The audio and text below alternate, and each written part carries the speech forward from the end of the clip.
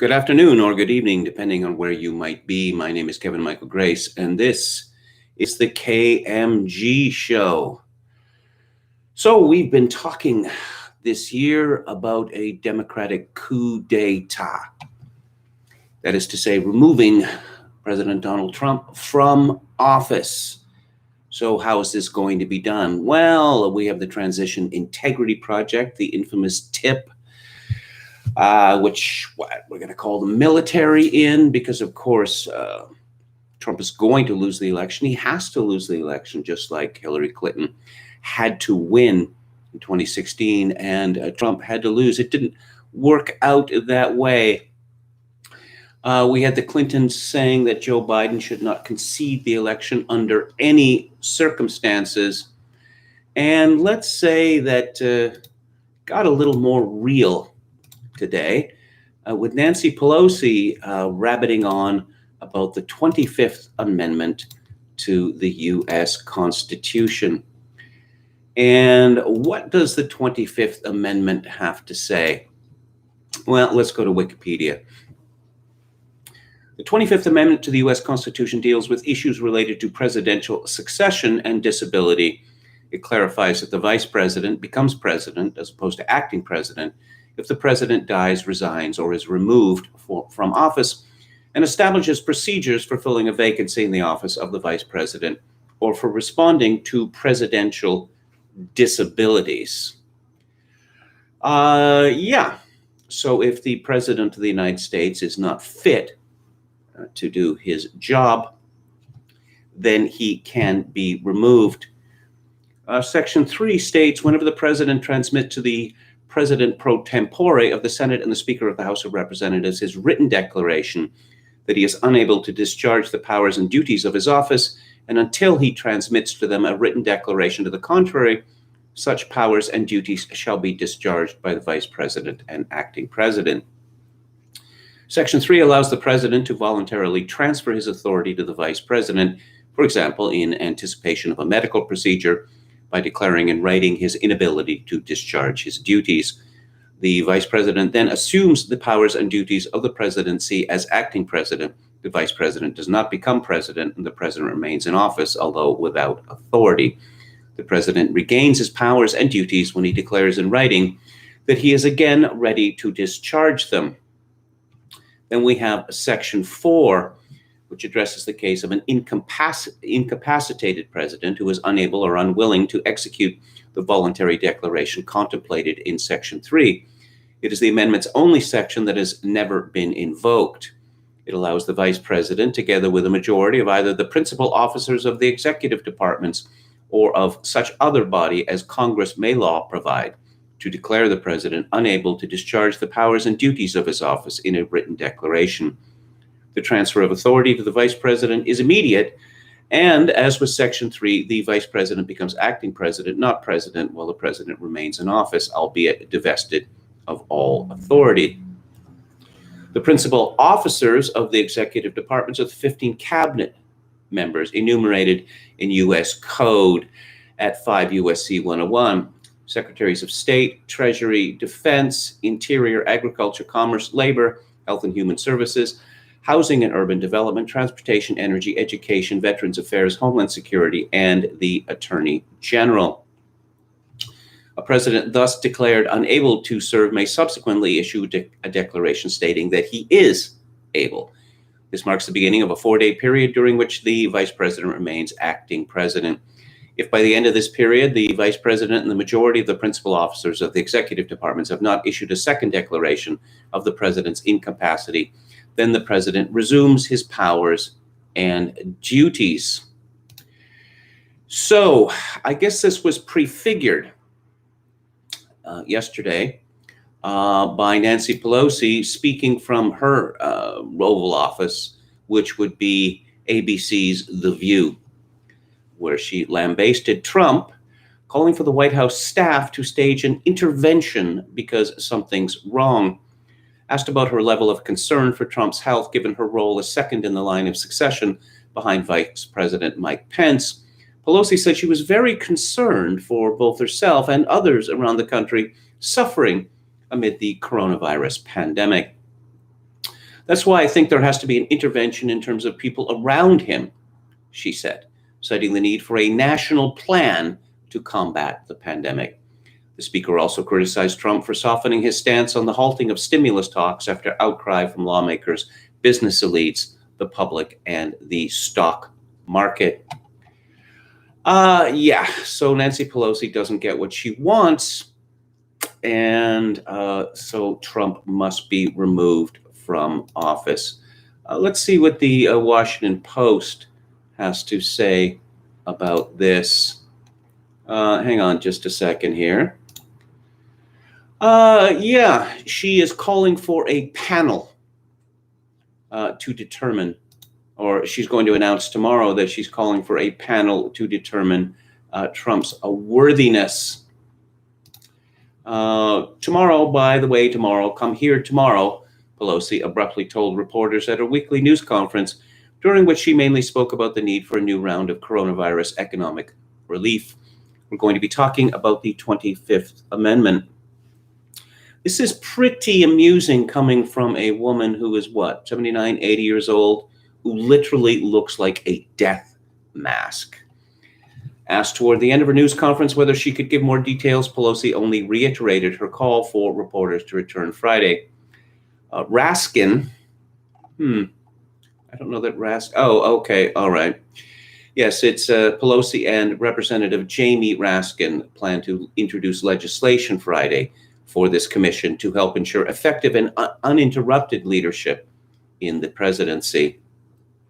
The panel would be called the Commission on Presidential Capacity to Discharge the Powers and Duties of Office, the body and process called for in the 25th Amendment to the U.S. Constitution.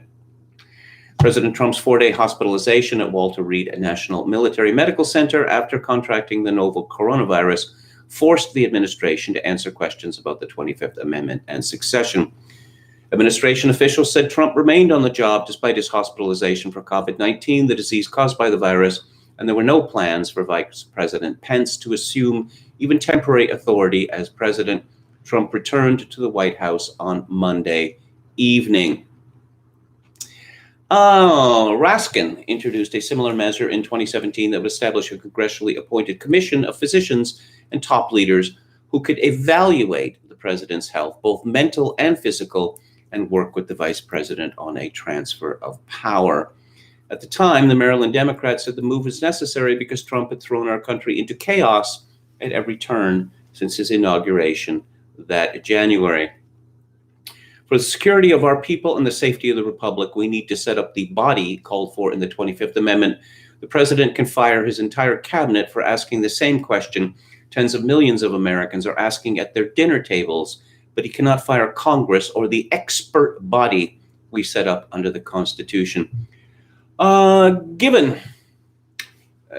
the levels of projection that we have seen from the Democrats this year, particularly with regard to Joe Biden, this rather suggests that Joe is close to falling off a cliff.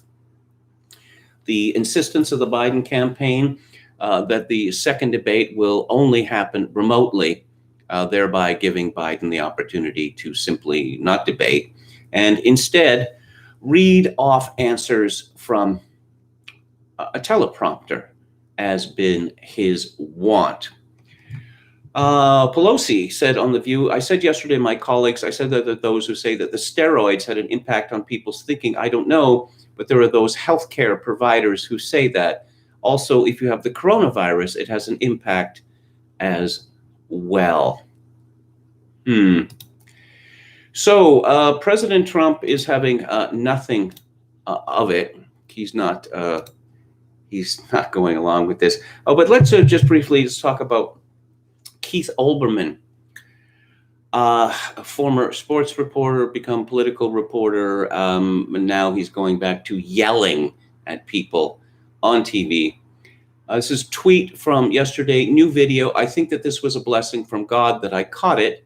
In fact, Trump is a mass murderer whose return to the White House means 150,000 more of us will die of COVID-19 this year. The premiere of my new series, The Worst Person in the World. Okay, We have slightly over 210,000 deaths attributed to COVID-19 so far this year, and that's over 3/4 of the year since, of course, COVID-19 began in January. So we're going to have 150,000 COVID deaths for the remainder of the year, given the fact that COVID deaths have pretty much come down to nothing. But this is just an example of the level of derangement, utter derangement and irresponsibility that we see from the media. The media is really going to miss Trump when he's gone, whether he leaves office next year or whether he leaves office in 2025. What are they going to talk about when Trump isn't there? Let's look at the latest from President Trump. He retweeted Judicial Watch. Senate should move straight to confirmation vote on Amy Coney Barrett. Again, from Judicial Watch, which has filed an official complaint with the Office of Congressional Ethics about Representative Ilhan Omar's potential violations of law. He retweeted Andrew Feinberg, who is a reporter covering the White House Hill. And the 25th Amendment does not work that way. And also, it's not a coup to use it, he said, responding to Representative Mark Green, who tweeted, "I wouldn't put it past Speaker Pelosi to stage a coup. She has already weaponized impeachment. What's to keep her from weaponizing the 25th Amendment? We need a new speaker." He retweeted something from Chris Nethery, who said, "Nope, not the 25th Amendment. Elections on November 3rd. Eyes on the prize, and never mind Twitter's shiny metal distractions." He retweeted Pete Gorman, who said, "If the polls are so accurate, why are they wanting to use the 25th Amendment? They can't wait 3 months. They know Trump is going to win." And again, one could ask the same question about Biden's unwillingness to debate Trump again. If Biden simply stomped Trump, if Trump made an ass of himself in the debate, as the Democrats claim, well, wouldn't they want a second and third debate? Trump retweeted from Daily Caller, Kamala Harris fabricated Honest Abe quote in history lesson on Supreme Court vacancies. Kamala Harris lied repeatedly and got away with it. Crazy Nancy is the one who should be under observation. They don't call her crazy for nothing.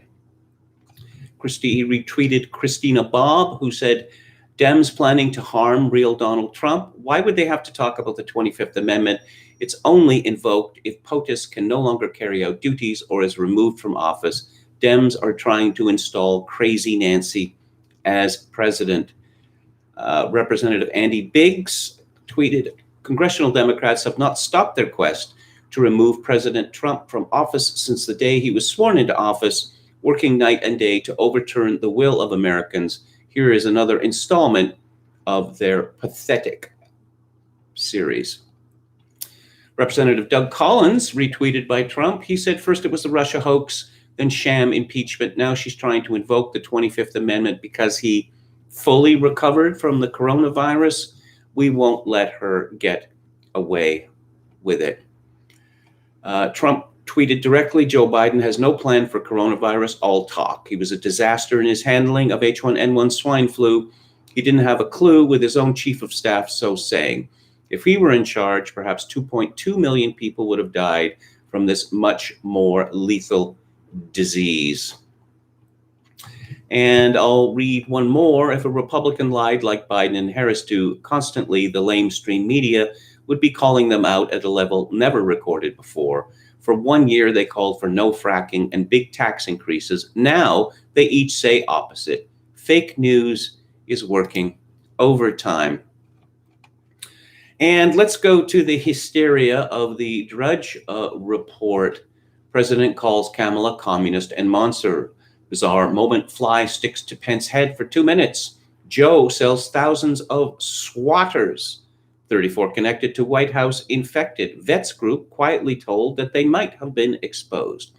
Trump says Gold Star families could have given him the virus. Marine general positive after Pentagon meeting.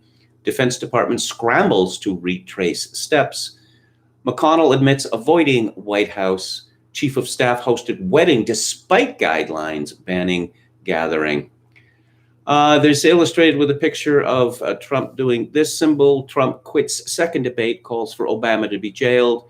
Piers Morgan, that authority, he's flaming out. Biden opens 9.8% lead. Oh, and the copy of Bloomberg Business Week with a close-up of Trump's mouth and the headline, Super Spreader, Chaos, Fear, and Contagion on Steroids. On steroids? Rather hacky. Wouldn't you say? Well, I would in any event. Let's go to the chat here. Good evening to you, buddy. Amron, where is the book club list in your Twitter feed? It isn't in the pinned tweet with the movie list, at least not on my screen. Yes, I'm sorry about that. I made a mistake last week when I was assembling the lists, and instead of November, I put December, and I fixed it for Theater Thursday, but I neglected to attach it to the book club tweet. That'll be fixed tomorrow after this show ends. If you want to find out what's coming up, you can just search in Twitter under at KMG Victoria and then book club. Chad Chadson, our valiant moderator, says Pence has to be on board to go forward with this. It's just fanciful rhetoric at this point. It seems to me that it's just fanciful rhetoric, unless, of course, perhaps they intend to knock him out of the box as well. I don't know how they would do that. But he said Pence did little to address Kamala's leftist shibboleths, re social justice, Floyd, Breonna, Charlottesville, but that's Pence for you. I don't know. They've decided to not go down that route. They just assume, I think it's fairly clear, that they assume that the base is fully energized and they don't have to worry about the base, that they're going after people who still aren't decided or soft Biden support. Jim Smith says Jamie Raskin, Democrat of Maryland, is a son of Marcus Raskin, one-time head of the Institute for Policy Studies, which I remember from way back, which is, how would you say, parlor pink, almost a communist. Jim Bound says, good evening, Kevin, and good morning to me here in Australia. Keep up the good word, mate. Why, thank you. Anrun says, I guess Pelosi would struggle to count backwards from 100 by sevens. Now, we've seen Trump. We saw him on the balcony. We've seen the videos that he has made. He looks in good health to me. He certainly looks energized. But no, COVID-19 is a death sentence. This is the word that we've got from the media and from the Democratic Party for months against all facts. But no, they are keeping this up. They are going to be responsible for deaths because of this, because most people seem to be getting what they know or what they think they know about COVID-19 from the media, and the media is constantly pushing this line that COVID-19 is a death sentence, even though we know that even amongst the people in Trump's age group, 75 to 84, the survival rate is 94.9%. Amron's Jim Smith, Keith Olbermann, worst person in the world. Olbermann is beyond deranged, whatever the word for that is. I like the English expression barking, short for barking mad. Laramie Hirsch says, Democrats should no longer be tolerated if they're in office. From now on, Dems should be targeted for impeachment wherever they are. They're intrinsically illegitimate. They've made the rules after all. Well, the rules is that there are no rules, that they can engage in what Jim Kunstler says, and he's absolutely right, in seditious behavior. Head McNeck says, does Drudge actually still run his site? The publisher of Citizen Free Press claims to know firsthand that he is still heavily involved. I don't know. The story that I saw some months ago that was that he had sold the site, but that he signed a non-disclosure agreement that he would not admit that he had sold the site. Either he's had a kind of a Damascene conversion in reverse, or other people are running the site. Maybe they just let him deal with hurricanes and the world's largest snake and that stuff that Drudge has always loved. Bernard Brightson, breaking memorandum from the physician to the president. Saturday will be day 10 since Thursday's diagnosis, and based on the trajectory of advanced diagnostics the team has been conducting, I fully anticipate the president's safe return to public engagements at that time. Thoughts on Revolver News? I'm not so keen on the layout of the webpage. Drudge's website is easier to navigate, perhaps because I'm well used to it. But no, they call themselves the new Drudge, and I think they bid fair to become the new Drudge. So let's get to the state of the president's health. It occurs to me that if the Democrats were honest about Trump potentially being a threat to everyone in the White House and anyone in whatever theater the second debate may take place in, they would have Joe Biden tested for COVID-19 every day. But they're not doing that, are they? From the Daily Mail, more on Nancy Pelosi. Oh, I just love her color-coordinated mask. Trump tweeted Pelosi is crazy, should be under observation, and accused her of plotting a coup. Pelosi has raised concerns about Trump's mental state given meds he is on. Do we know what meds Nancy Pelosi is on? Do we know what meds Joe Biden is on? Trump told Maria Bartiromo of Fox Business, I'm a perfect physical specimen and I'm extremely young and I'm so lucky that way. He said he was not taking a lot of medication. I think I'm taking almost nothing, but added that he got a little bit stronger on a steroid. It's not a heavy steroid. There have been concerns about the steroids' side effects. Yes, I wonder how many members of the House of Representatives, how many members of the Senate, particularly those Democrats who are 70 or older, are on some form of steroid. Are they seriously pretending that steroids are not widely prescribed to old people and not just old people? Are they seriously going to keep this up? Here's a story which should have been the number one story, but the media has decided to completely ignore it. This is from someone named McCardle, and there's an Irish name there, Myreed. It's probably not pronounced that, but never mind. DNI releases CIA documents on Clinton's plan to tie Trump campaign to Russia. Former CIA Director John Brennan briefed former President Obama on Hillary Clinton's plan to tie the Trump campaign to Russia as a means of distracting the public from her private email server scandal before the 2016 election, according to newly declassified documents. Director of National Intelligence John Ratcliffe on Tuesday declassified Brennan's handwritten notes, along with a CIA memo showing that officials referred to the alleged scheme to the FBI for potential investigation. Today, at the direction of President Trump, I declassified additional documents relevant to ongoing congressional oversight and investigative activities, Ratcliffe said.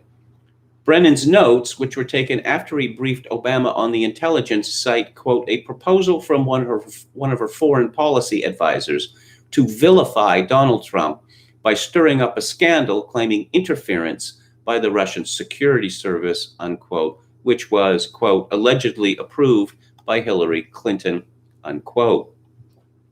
The heavily redacted CIA memo references an exchange discussing U.S. presidential candidate Hillary Clinton's approval of a plan concerning U.S. presidential candidate Donald Trump and Russian hackers hampering U.S. elections as a means of distracting the public from her use of a private email server. In 2016, the Clinton campaign and the DNC contracted Fusion GPS and former British intelligence officer Christopher Steele to compile the controversial Russian dossier, which purported to draw a connection between the Trump campaign and Russia and contained salacious allegations about Trump, then the Republican nominee. This is why it was referred to as the PIS dossier. The dossier was later used in applications to surveil Trump associate Carter Page. The Justice Department's Inspector General has since concluded that the FBI did not inform the Foreign Intelligence Surveillance Court that the dossier was unreliable. The following information is provided for the exclusive use of your Bureau for background investigative action or lead purposes as appropriate, states the CIA memo, which was sent to then FBI Director James Comey and Peter Strzok, then the Deputy Assistant Director of Counterintelligence. Last week, Comey told the Senate Judiciary Committee that he did not remember whether he received an investigative referral on Clinton in September 2016. That's a pretty stunning thing that it doesn't ring a bell, Republican Chairman Lindsey Graham responded. You get this inquiry from the intelligence community to look at the Clinton campaign trying to create a distraction, accusing Trump of being a Russian agent or a Russian stooge. Yes, it seems like the sort of thing one would remember. I was talking about a Wednesday night massacre from Trump. Look, the intelligence community, so-called, and the Democratic Party, aided and abetted by the media, has made it clear that I think it's not just Trump who will never be allowed to be considered a legitimate president, that all means, by any means necessary, that Trump must be removed from the White House. And I think that it is not all that wild speculation to think that if Trump is reelected on November the 3rd, subsequently the CIA, the FBI, the DNI, and many other three-letter agencies will no longer exist or will no longer exist in their current form because they're treasonous. So as for this bombshell story, Fox News, not keen about that. This is from Mediaite. Fox News' Juan Williams got in a heated clash with Bill Hemmer, Katie Pavlich, and former Representative Jason Chaffetz over recently declassified intelligence docs released by Ratcliffe. John Brennan recently pushed back on the allegations that claimed he intended to undermine Trump during an interview with CNN's Jake Tapper. Yes, I'm sure he got a lot of tough questions from Jake Tapper, calling Ratcliffe anything but an intelligence professional. After Pavlich briefed the Fox panel on the current scandal and called on Joe Biden to address it, Hemmer claimed the documents show the previous administrations had dirty hands on this. That's outrageous, Williams exclaimed. You should not say that. There is no proof anybody has dirty hands. Williams then speculated that these documents are just getting released now because Trump is currently trailing Biden in the latest polls and is distracted by his positive coronavirus diagnosis. This is typical Donald Trump, he said. The bipartisan Senate Intelligence Committee put out a report signed by the Republican majority, that said very clearly in 2016 the Russians interfered in our election to the benefit of Donald Trump. They wanted Donald Trump to win. There's no question about this. Yes, apparently there were some ads on Facebook. Apparently a few $1,000s were spent on ads on Facebook, but they must have been magical ads because they were responsible for all this memeing, all this meme magic that happened in 2016. Williams also pointed out that Ratcliffe has no background in intelligence. Oh dear. Oh dear. Chaffetz responded to suggest that Ratcliffe doesn't have the wherewithal or the background. He sat in on the Intelligence Committee. He was a U.S. attorney prosecuting terrorism cases in the Bush administration. He is qualified to do it. Pavlich jumped in to claim that the incident points to an even larger story regarding the abuse of power that occurred in the FBI, listing several scandals throughout the past 4 years. If you don't, I won't forget it. From the Mail, Trump's threat to Bill Barr to charge Joe Biden and Obama over Spygate, and he wants Hillary Clinton indicted too. Trump said in a televised interview that he has spoken to Attorney General Bill Barr about the high-stakes Durham probe and received assurances the government has plenty of evidence to bring charges against his main political rivals. He made the extraordinary statement, which if accurate would be a breach of normal firewalls between prosecutors and the executive in a politically charged investigation, in an appearance on Fox Business Network, where he also pronounced himself cured of the coronavirus. This story is from Jeff Earl, deputy U.S. political editor for the Daily Mail.com, and we see that the relentless push to the left has not left the Daily Mail untouched. The Daily Mail was famous or infamous for many years for being, the most right-wing newspaper in Britain. And of course, it was made immortal by Alan Partridge's comment that the Mail is arguably the greatest newspaper in the world. No, but it is moving very, very fast to the left. I guess their political reporters don't want to be snubbed by their colleagues. Trump, in this interview, this is according to Mediaite, called on his attorney general to indict every presidential nominee from his opposing party since 2008. Okay, how many have there been? Unless Bill Barr indicts these people for crimes, the greatest political crime in the history of our country, then we're going to get little satisfaction. And that includes Obama, and that includes Biden. Host Maria Bartiromo quizzed the president about how his attorney general will proceed with the unverified intel. All this stuff is sitting on Barr's desk, Bartiromo said. The 1,000 pages sitting on AG Barr's desk. What is he going to do about it? Trump responded, I don't know why they're not doing it. I don't know. You'll have to call Bill and ask him. Bill has got to move. Bill Barr is going to go down as either greatest attorney general in history of this country, or he's going to go down as a very sad situation. Trump continued, why isn't Hillary Clinton being indicted for terminating 33,000 emails that she got from Congress? Congress made a request to see them. Everybody else knows I get indicted when they don't give that let's go. As I pointed out before, the media ran with this absolutely hilarious story that Hillary Clinton personally deleted 33,000 emails that she had determined to be of a personal nature and not germane to any kind of oversight or investigation. She sat down in front of her computer and went through presumably hundreds of thousands of emails and deleted 33,000 of them personally. That is quite the story. According to Breitbart, President Donald Trump on Tuesday night tweeted that he has fully authorized the total declassification of any and all documents pertaining to the FBI's investigation into the Trump campaign and Hillary Clinton's private email server. Quote, I have fully authorized a total declassification of any and all documents pertaining to the single greatest political crime in American history, the Russia hoax, likewise the Hillary Clinton email scandal, no redactions. Trump's tweet was in response to a tweet by Real Clear Investigations journalist Paul Sperry, who had tweeted earlier, quote, when all the documents are finally declassified and all the redactions removed from reports, the nation will see that the FBI and CIA not only knew the Russia collusion allegations against Trump were a political dirty trick, but that they were in on the trick. This is the difficulty that the United States finds itself in. There's no question in my mind that the Democratic Party and its media, aiders and abettors, they don't see any problem with that.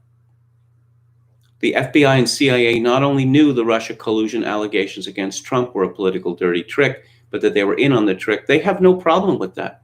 I don't believe they have any problem with that whatsoever, because Trump is illegitimate, because he's a white supremacist, because he's a Nazi, because he is worse than Hitler, as Sarah Silverman said.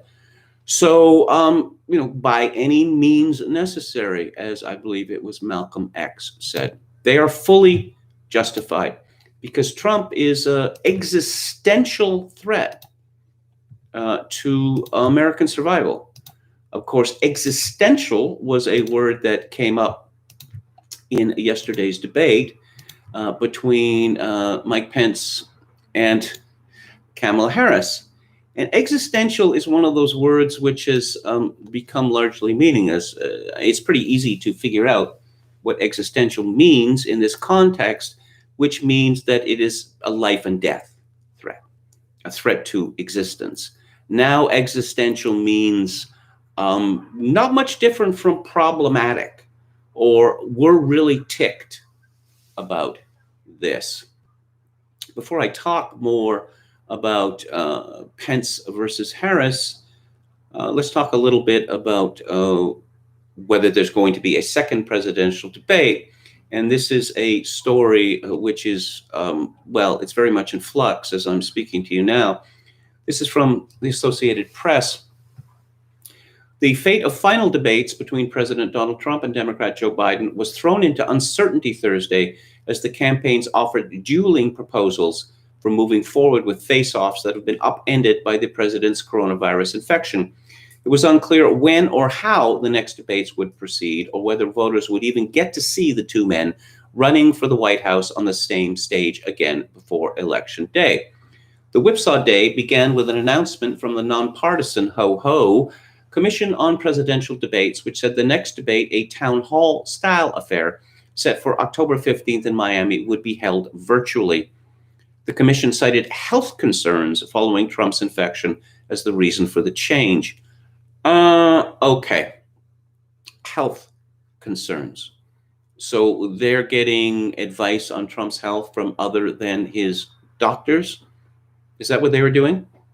The Commission on Presidential Debates did not talk to the Trump campaign before they made this decision, just as they did not talk to the Trump campaign before they decided there'd be some sort of jerry-rigged button there. They could cut off Trump's mic or keep a running tally of how many seconds he'd used and deduct time from him.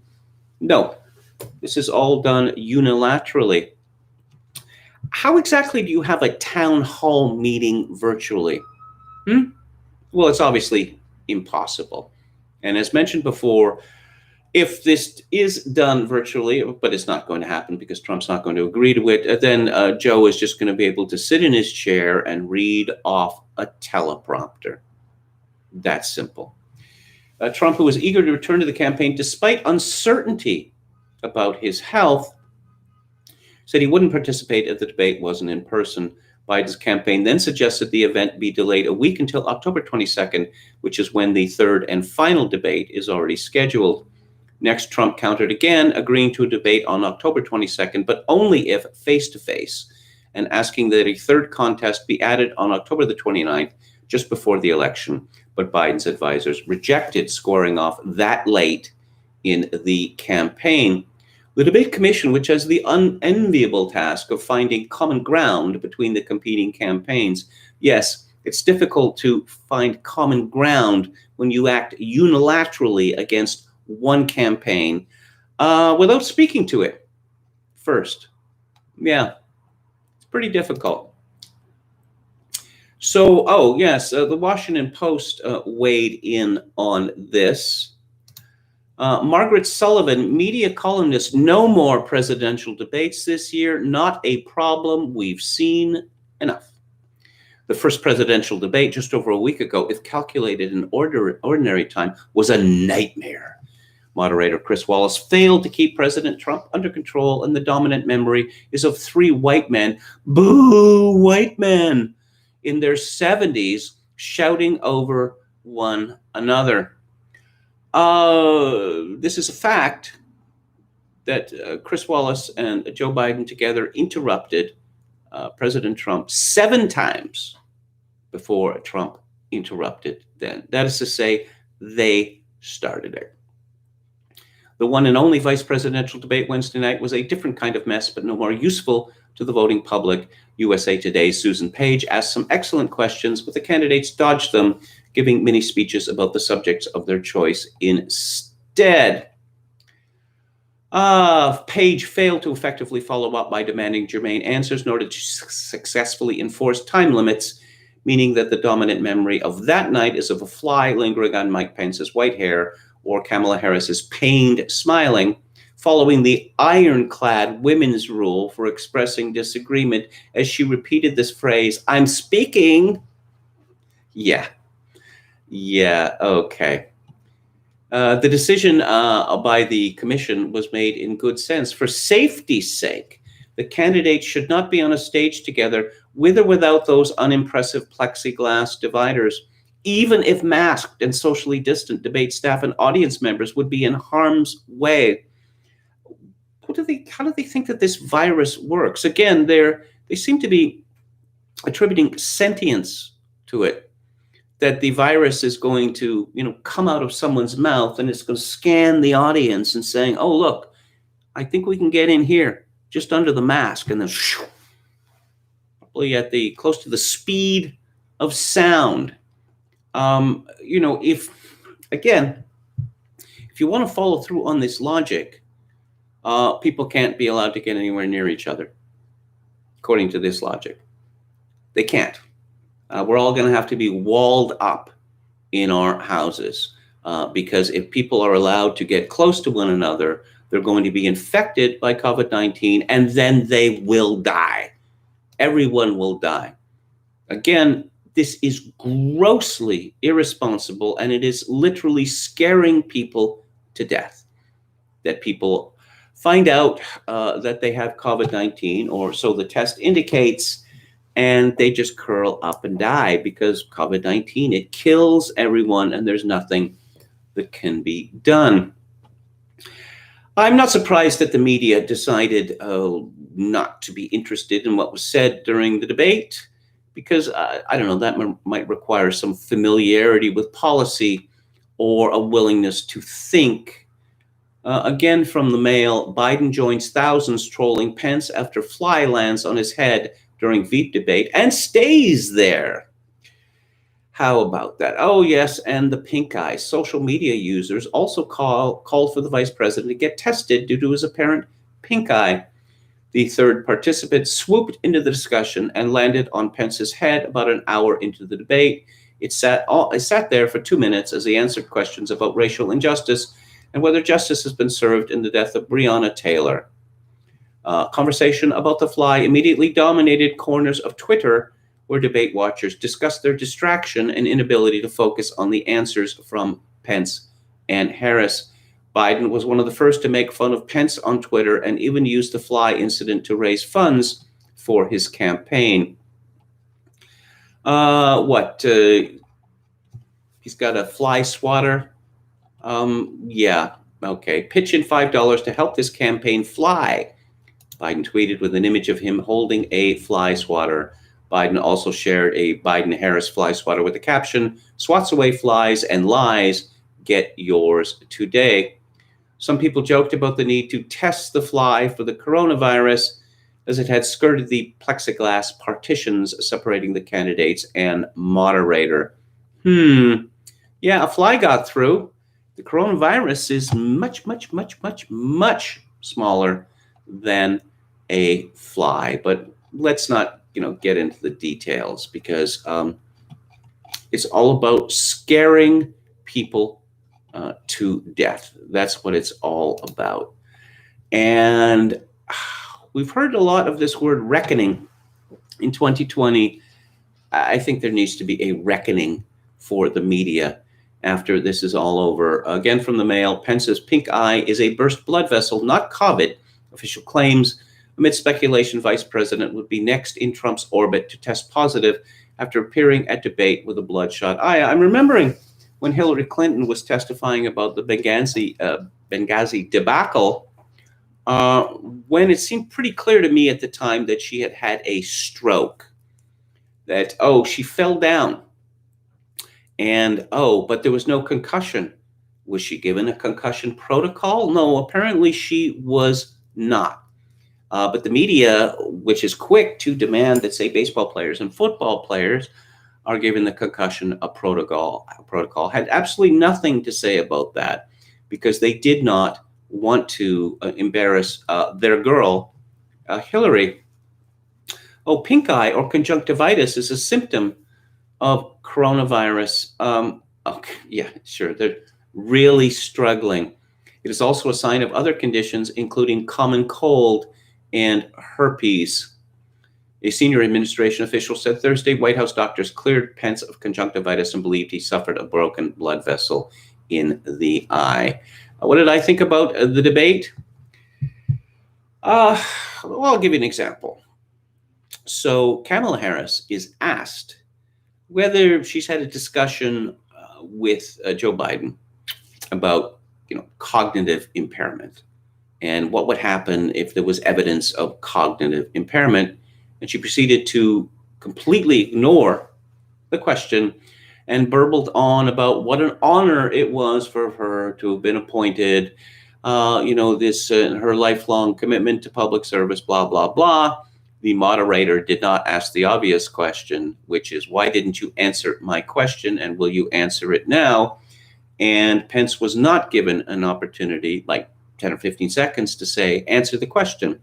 Similarly, when Harris was asked about packing the court, she refused to answer it, which makes it pretty obvious to me that this is exactly what the Democrats intend to do. Kamala Harris has a very awkward manner. She doesn't seem to have ever been, pushed to explain herself about anything at any time in her life. And she has a very off-putting voice featuring a vocal fry, not to mention her frequently inane facial expressions. Like this is too much for her to be asked, or even the suggestion that she would be asked to explain her own campaign's platform. Oh, this is from Bloomberg. Money surges to Biden camp during debate campaign update. Yes, and we've heard this story over and over again, that Biden is simply trouncing Trump in fundraising. Of course, Hillary Clinton trounced Trump in fundraising. What did she raise? Something like about $1 billion, but it wasn't sufficient. Biden won't reveal stance on court seats until after the election. Biden added that if he revealed his opinion, the headline in every one of your papers will be about that rather than focusing on what's happening now. Now, the media has complained about the disrespectful treatment they have got from Donald Trump. It's hard to imagine something more disrespectful than this.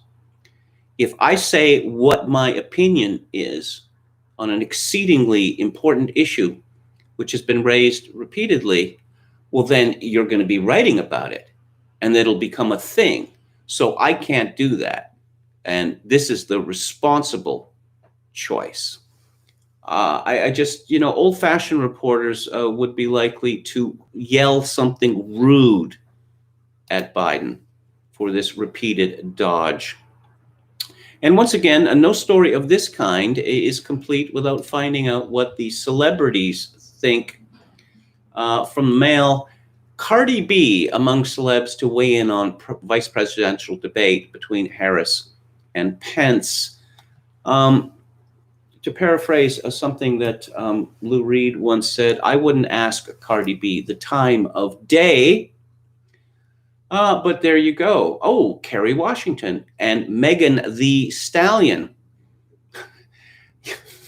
Black women. What do the black women celebs think? He violating. I don't like him, she said. I don't like this mediator bitch, got my blood pressure high. It's a really articulate woman. The I Like It singer added that she was working but watching, and that she wished she could attend the debate in person. Kerry Washington also gave her take, tagging Pence in a post. After he declared during the debate that he was pro-life, she wrote, I am pro-choice. It's my body. It's my life. You think Americans have a right to make informed decisions about their masks? I think Americans have a right to make a decision about our uteruses. They really like killing babies. They just can't stop talking about it. It appears to be their highest value or highest truth. Oh, let's see. Megan Thee Stallion said Pence's response to the question, did Breonna Taylor receive justice, was disgusting. Yeah, okay.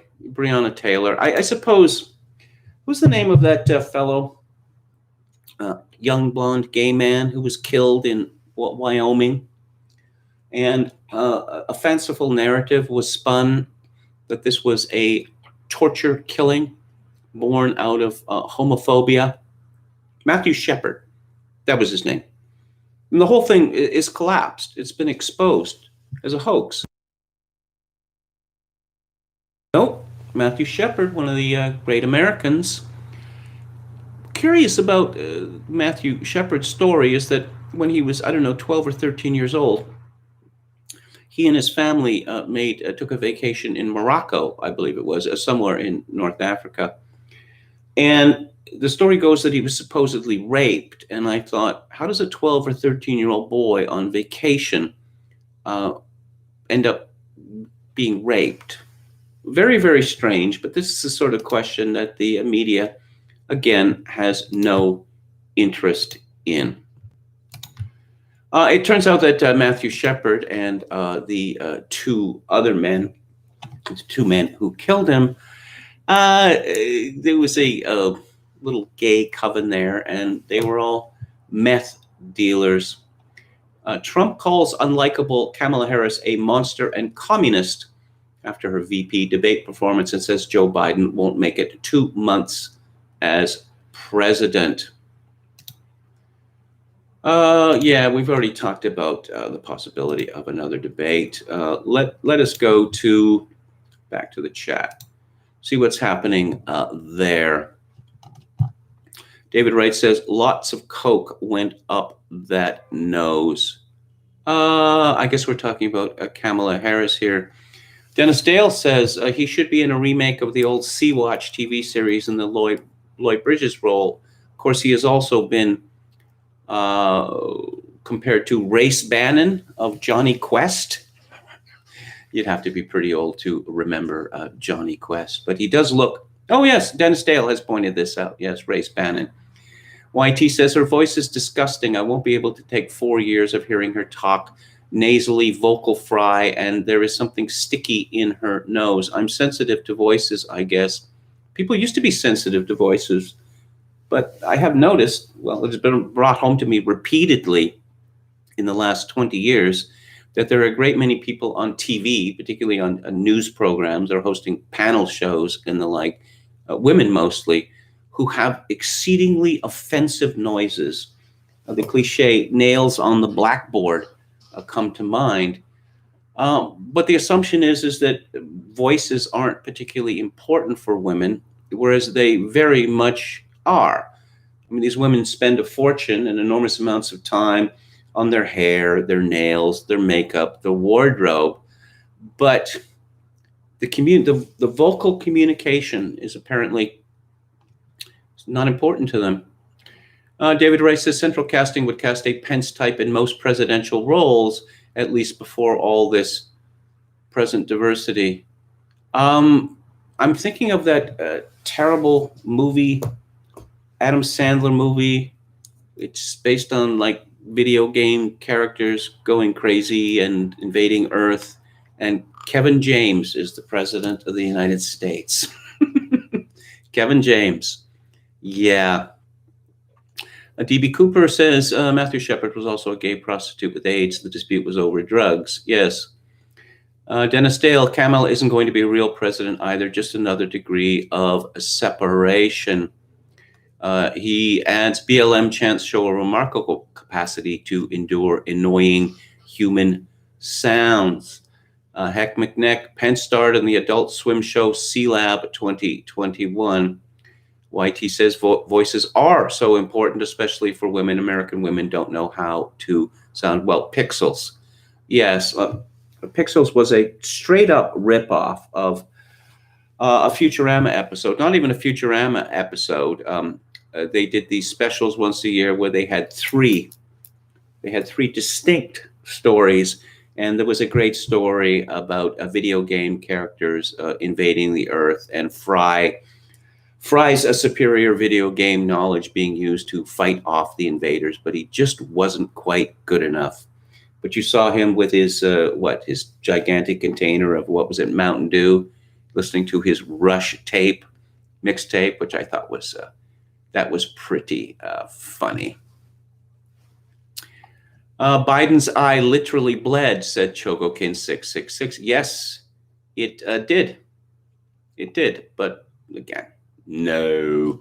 Nope, we're not supposed to talk about that. The final surprise of 2020 will be the public appearance of Thomas Pynchon, says Yo Mama. Thomas Pynchon was a very big deal when I was a young man.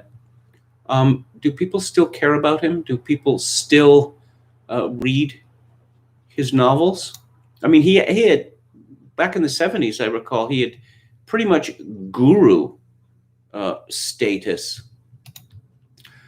Let's talk about more irresponsibility from the Democrats. Joe Biden says Trump encouraged malicious plot to kidnap Gretchen Whitmer, the governor of Michigan, and said, why won't the president say stop, stop, stop, stop? Joe Biden said he believed Trump's rhetoric was partially responsible for the plot to kidnap Governor Gretchen Whitmer. Yes, I do, he answered when asked about Trump's April tweet to liberate Michigan. Okay, yes, liberate, freedom, etc., etc. We can't use those words anymore. Look, they've declared war. They've declared war on the Republican Party, on Trump, on the United States. Essentially, they're saying that all political dissidence is illegitimate and murderous. The words of a president matter, Biden told reporters. They can cause a nation to have the market rise or fall, go to war, or bring peace. But they can also breathe oxygen into those who are filled with hate and danger. And I just think it's got to stop. The president has to realize the words he utters matter. You recall the Unabomber, Ted Kaczynski, that when he was finally arrested, it was found on his reading desk or working desk a copy of Al Gore's Earth in the Balance, and it was heavily underlined. That is to say, the Unabomber had spent a great deal of time with this book, and silly people on the right said that Al Gore was somehow responsible for the Unabomber's crimes, and of course he was not responsible for this, and I said this at the time. You judge the words by the words themselves. There are always wicked or crazy people looking for any kind of an excuse for their actions. But again, I could go on and on about the gross irresponsibility of the Biden campaign, but then we'd be here for even more than 2 hours. So Trump, who is supposedly not fit to be in a debate in more than a week's time, because he had COVID-19, well, he's been very active.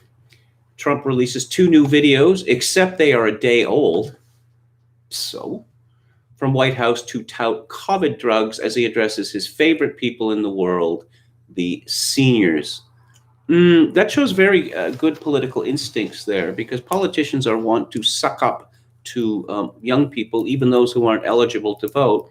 Notoriously, people under the age of 30 don't vote very much, whereas old people, particularly those on pensions, they make a habit of voting. Trump tweeted out 2 videos, including one where he talks about older voters and declares himself a senior as he contends with COVID-19, but both were shot Wednesday, revealing little about his current condition. Oh, this is from our friend Jeff Earl at the Daily Mail. Perhaps Trump has just rotted away overnight. So, to my favorite people in the world, Trump said in one of the videos, the seniors, I'm a senior. I know you don't know that. Nobody knows that. Maybe you don't have to tell them, but I'm a senior. We're making tremendous progress with this horrible disease that was sent over from China. The video is a follow-on to one released Wednesday that was in fact filmed Tuesday.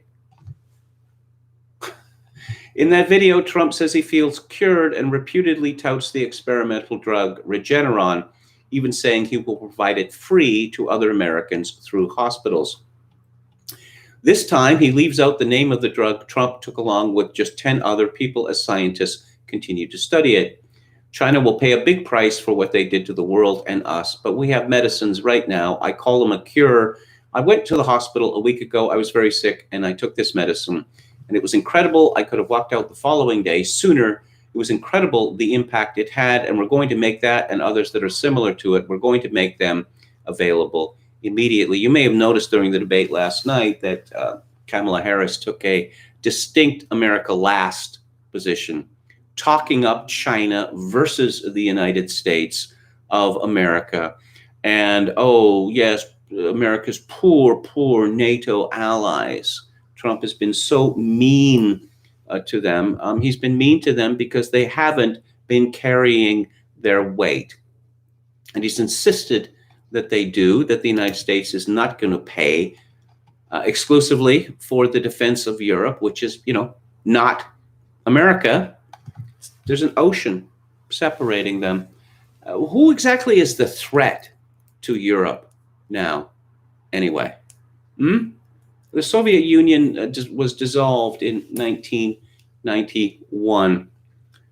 Back to Trump. This medicine in particular, one medicine was unbelievable. You're going to get the same medicine. You're going to get it free, no charge, and we're going to get it to you soon. He called it totally safe and powerful against the disease. He said of Joe Biden, he never talks and he never did anything in 47 years. If it were up to him, you wouldn't have this. You wouldn't have it anywhere near it for years.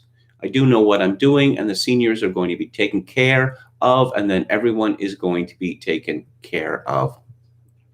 I have to assume that free medicine is a pretty powerful inducement to seniors.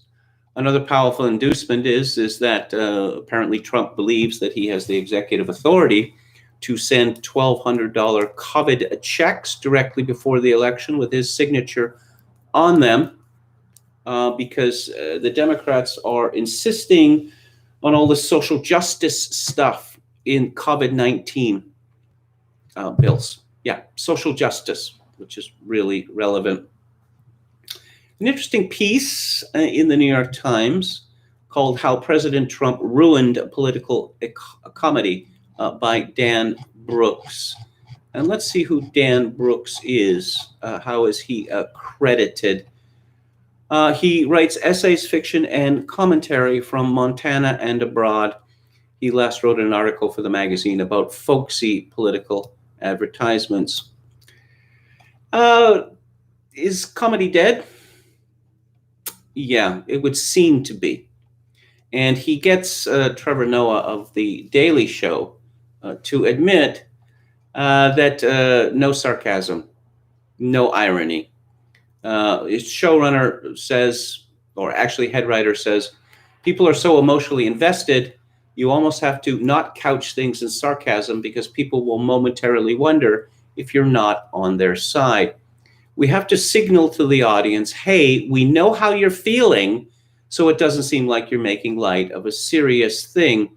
Yet making light of serious things is the definition of political comedy. Here lies the problem facing The Daily Show and its offspring. So The Daily Show was responsible for a whole host of political so-called comedies. The Colbert Report, Last Week Tonight, Full Frontal, The Nightly Show with Larry Wilmore, The Opposition with Jordan Klepper, Patriot Act with Hassan Minhaj, and that sounds absolutely hilarious, Wyatt Cenac's Problem Areas, The Jim Jeffries Show, and The Break with Michelle Wolf. As of today, all of those 7, but Full Frontal, have been canceled. While the Colbert Report's been around for a while.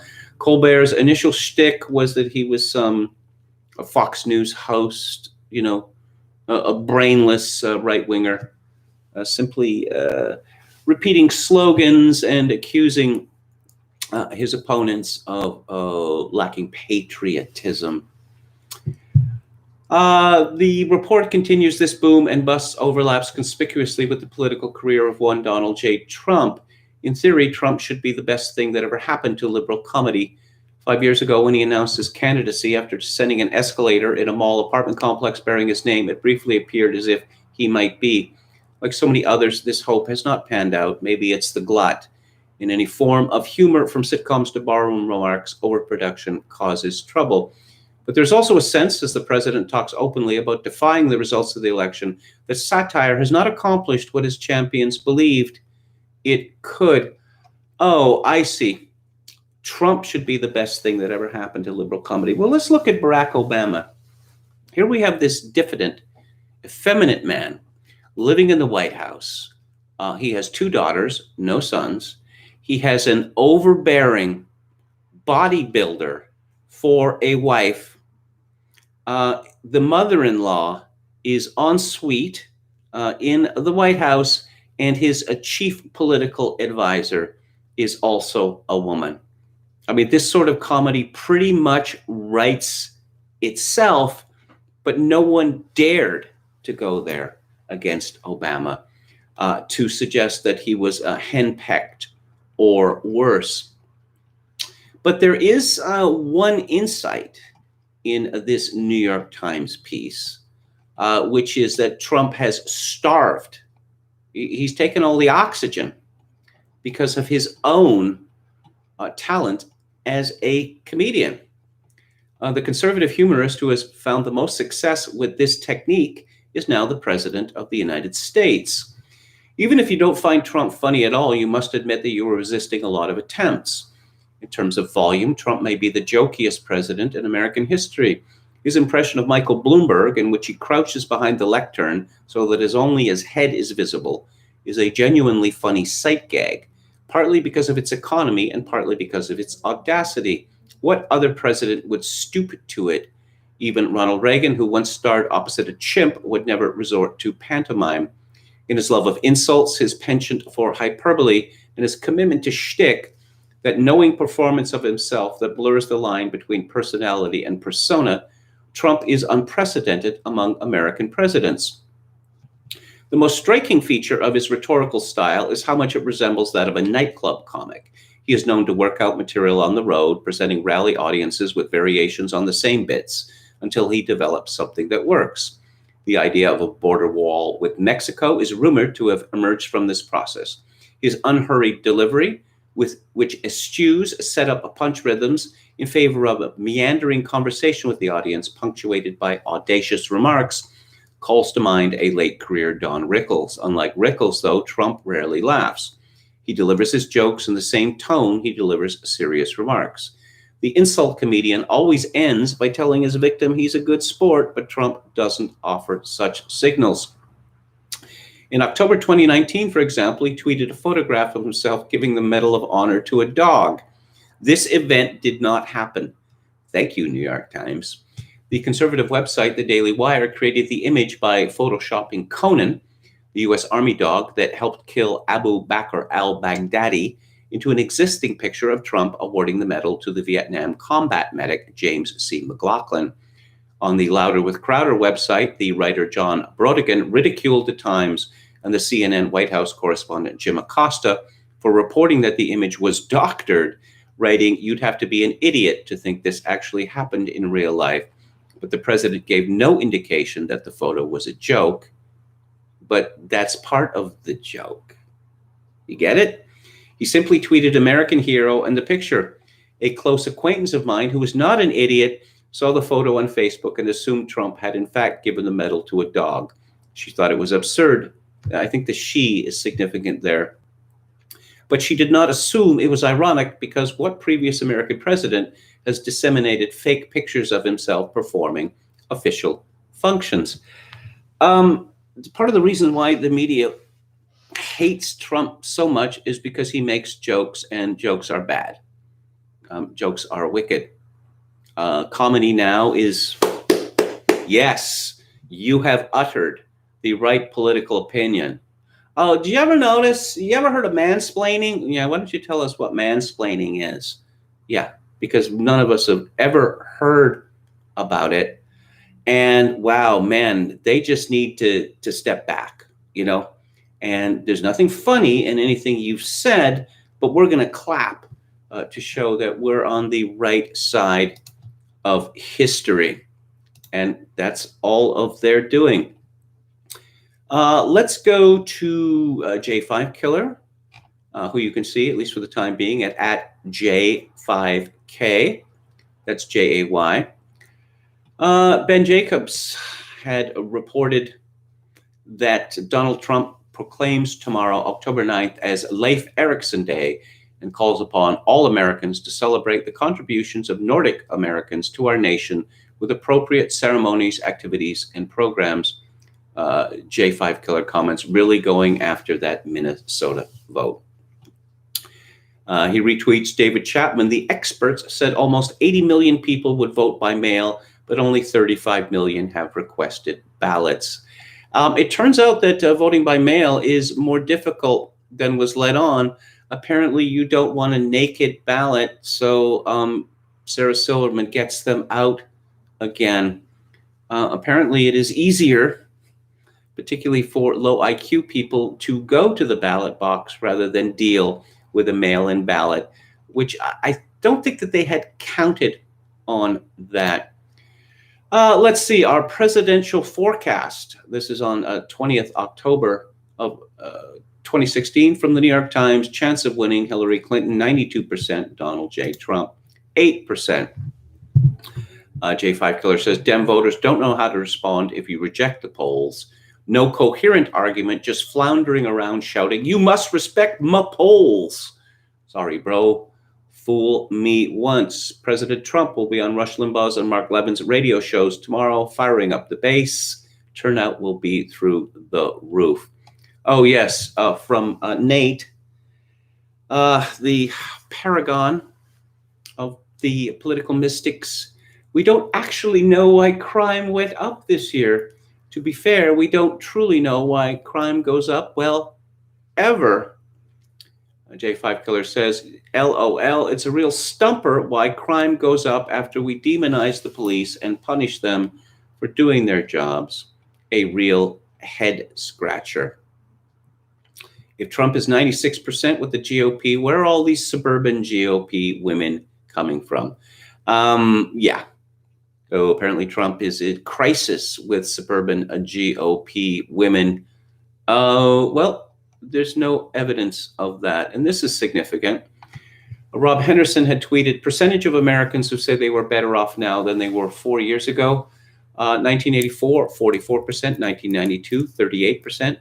2004, 47%. 2012, 45%. September 2020, 56%. Oh, and to Trump's comment that Kamala Harris was a monster, J5 Killer said he's like George Washington.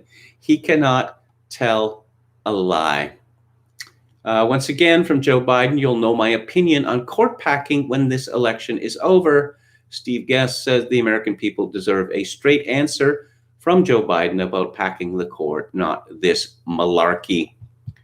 And someone called Amy had commented, absolutely the poorest run campaign in the history of politics. And finally, the Hanging Chads commented, objectively speaking, Trump is the most peaceful president in half a century. One would think that liberals would be quite pleased with this, but now they're all consumed with bloodlust. Because apparently there's people in other places in the world that don't have near mandatory gay pride parades, or there are places in the world where 5-year-olds are not instructed about gender identity. Speaking of gayness, Canada has confirmed itself as the gayest country on earth. The mayor of Calgary, who I can only describe as simpering, is depicted with the Calgary's chief public safety officer, and the mayor appears to be wearing some sort of uniform as well as short pants. On Halloween, Sampson and the mayor demonstrate how people can use a tube to hand out candy. I was joking a couple of weeks ago after I saw in a parking lot a couple of blocks from where I live a car with a woman in it and a baby. Presumably it was her baby, and they were both wearing masks. And I thought, how do you raise a baby with social distancing? Is there a 6 feet long tube that you feed them through? Is there some sort of Rube Goldberg device with a hand on it, some sort of lever so that you could smack the baby gently on the back to burp it? No, what they have come up with in Calgary, which is supposedly the most right-wing city in Canada, is a gigantic tube that you put candy in so that you can remain 6 feet from the kiddies who come to your door on October 31st. And someone responded to me, and I thought, yes, Colby Malsbury responded, should you slather the tube in hand sanitizer after every use or dispose of it after every use altogether? And should I be wiping down the doorbell all night too? So what is the situation in the province of Alberta that would lead to such hysteria? Well, here are the latest COVID-19 numbers for Alberta as of yesterday. 143 new cases, no new deaths. 1,910 active cases, 66 hospitalizations, 13 in ICU, 17,163 recoveries. Okay, there have been 281 deaths in the province of Alberta, which has a population of 4.4 million. If this was a town, say, of 10,000 people that had those numbers, it would be concerning. But in a province of 4.4 million, these numbers are not a crisis, and anyone who pretends otherwise is a liar or an hysteric. I thought perhaps this was kind of a joke. But no, according to the Calgary Herald, Thanksgiving and Halloween can go ahead, but only with COVID precautions, according to SEMA chief Tom Sampson. And that's the Calgary Emergency Management Agency. And he sent a piece of candy sliding through a cardboard tube Tuesday as Mayor Naheed Nenshi waited on the other side. Trick-or-treating bag at the ready. Pretty small bag, I must say. When I was a youth, I used to go out, like my friends, with a pillowcase because we were determined to get as much candy as possible. We were out there for hours and hours and hours. Halloween isn't canceled because of COVID-19, they said, but like every holiday since Alberta first confirmed the novel coronavirus in March, it will look different. Sampson encouraged Calgarians to get creative about celebrating safely. If you're still planning to host a turkey dinner, keep it within your immediate household or cohort. Yeah, now we're speaking, ordinary people are speaking of cohorts. Consider hosting it outdoors. Yeah, October in Calgary, quite likely to be cold with lots of snow on the ground. And designate one person to serve food instead of having a buffet-style meal with multiple people touching the same utensils. Gathering with loved ones is important for our mental health, but taking precautions is critical to our physical health. Extraordinary intervention by the New York Journal of Medicine. Dying in a leadership vacuum. This is an editorial from today.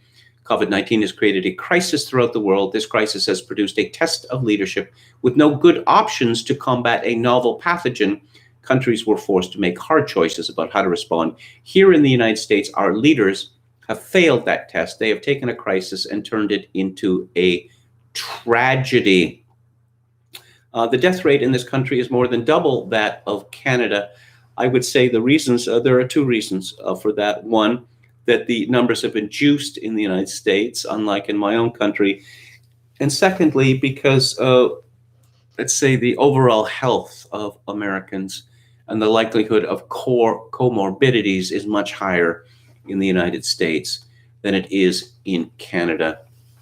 Essentially, what this editorial is a call to remove Donald Trump as president.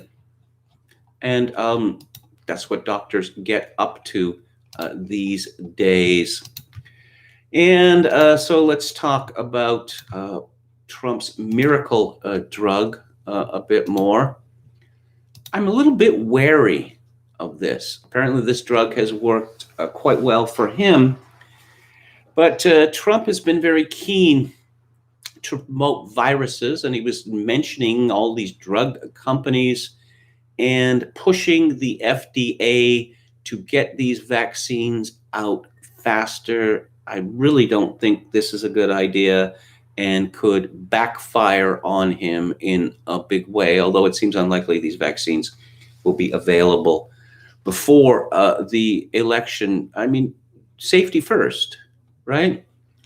U.S. could have hundreds of thousands of doses of Regeneron's coronavirus antibody cocktail ready this fall. Firm scrambles for emergency FDA approval amid surging patient demand after Trump falsely called the drug a cure. Well, I mean, it was a cure for him. He falsely called it a cure. Oh, so does the Daily Mail have they have a couple of dozen experts on hand that whenever they write about some drug, they commission a report from their 24 experts? Not bloody likely. Oh, let's talk about Dr. Fauci. We don't hear that much about him these days. This is from Business Insider. Fauci said his daughters refused to visit for Thanksgiving, telling him, "You're a young, vigorous guy, but you're 79 years old." I have 3 daughters in 3 disparate parts of the country who we don't see very often, Fauci said. We would love to have them come home for Thanksgiving, but the daughters, ages 28 to 34, didn't want to take the risk traveling would pose to their parents' health. Dad, you think, you're a young, vigorous guy, but you're 79. I'd rather suspect that his children are lying, that they are not afraid of infecting him. They are afraid of him him infecting them. This is a rather sad story, I must say. And hosting, this is from study finds, hosting during a pandemic, 30% of Americans will take guests' temperature before allowing them in. A new survey shows the holiday season will be quite different this year, with 4 in 10 people hosting virtual Thanksgiving dinners instead of in-person meals. Just a virtual Thanksgiving dinner. So what, you're going to get some sort of Swanson's concoction, and you're going to heat it up in the oven or in the microwave with your turkey and your stuffing and your gravy, and you're going to be forced to stare at a camera, stare at a screen with all these boxes on it. No, if I'm going to be eating, a TV dinner, a Thanksgiving TV dinner, I don't know. I'll just, do it while rewatching Better Call Saul or something. I'm not going to go through the farce of appearing in a Zoom conference and pretending that it is a celebration. It is the very opposite of that. 70% say that hosts this year are under much more pressure to keep everyone safe during parties. Over half of those surveys, 54%, said they plan on enforcing strict social distancing rules the next time they host a shindig. Maybe they could get everyone at the shindigs wired up so that if someone comes closer than 6 feet, an alarm goes off. I think that would add a lot of gaiety to the party. Don't you think? 46% are putting together comprehensive lists of their party guests, so it will be easier to contact trace in the event someone tests positive for COVID-19. Yeah, that's definitely, I want to go to one of these things when I'm going to get a call afterwards, perhaps blaming me for infecting them with COVID-19. It all sounds so cheery, so very cheery. Now, this could be trouble, big trouble. This is from France 20, Agence France Presse. Scotland faces temporary booze ban as virus rules ramp up. Scotland ordered a 2-week closure of pubs on Wednesday in the central part of the country, including the main cities Glasgow and Edinburgh, as ministers try to curb a rise in corona cases. First Minister Nicola Sturgeon said the measures, to last for 16 days from Friday, were designed as short, sharp action to arrest the worrying increase in infection. Scotland, which for some reason is allowed to make its own rules, is doing quite badly, despite one of the most stringent lockdowns in the world. And they don't seem to be able to make any kind of connection. Oh, and New Zealand is patting itself on the back again. Its prime minister, that sad Muslim lady, Jacinda Ardern, who's facing re-election, called the country's reopening a validation of its go hard, go early response. Keep in mind that almost no one has contracted coronavirus or died in New Zealand. So they locked down completely, and then they relaxed the lockdown, and they started getting more cases. So then they locked down again, and they're opening up again. And guess what? There is going to be an explosion in new cases because these people have forgotten how viruses work. Yes, lockdown skeptics leads with that story. Second lockdown for Scotland. Oh, look, and here's a picture of Nicola Sturgeon, and she has a tartan mask. Oh, how very charming. This has all become so Soviet, you know? Repressive stuff, and with a whiff of prohibition and temperance, writes Will Jones. In the rest of Scotland, pubs and restaurants will be allowed to serve food and soft drinks, but not alcohol until 6 p.m. Cafes which don't have an alcohol license can stay open until 6 p.m. Hotel restaurants will be permitted to open beyond 6, but only for residents, and again, only without alcohol. And is alcohol been demonstrated to induce COVID in people?